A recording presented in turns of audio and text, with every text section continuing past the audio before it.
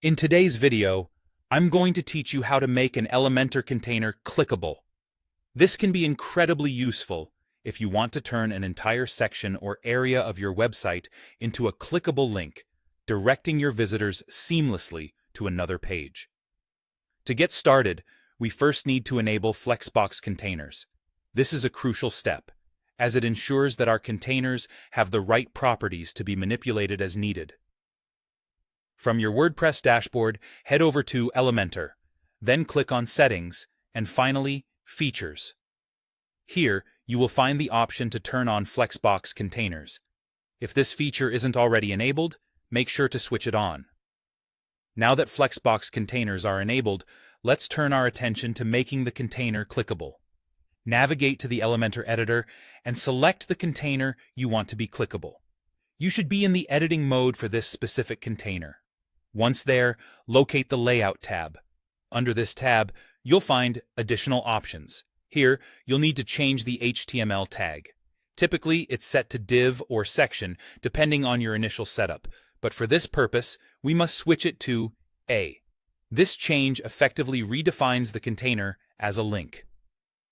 After setting the HTML tag to A, a new field labeled Link will appear. This is where you input the URL you want the container to navigate to once clicked.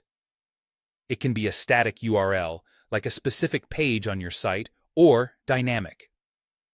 Dynamic URLs can be really handy as they adapt based on certain conditions or rules you set, often using shortcodes or Elementor's powerful dynamic content abilities.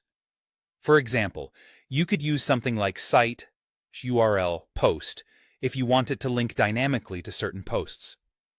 An important note to keep in mind at this stage: you must ensure that there are no existing links within that container itself.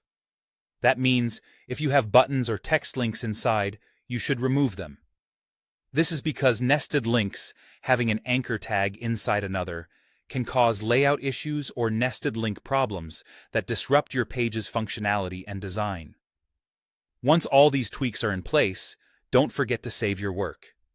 It's always a good practice to preview your page to ensure everything functions as expected. Now, clicking anywhere in the container should navigate visitors to the link you specified.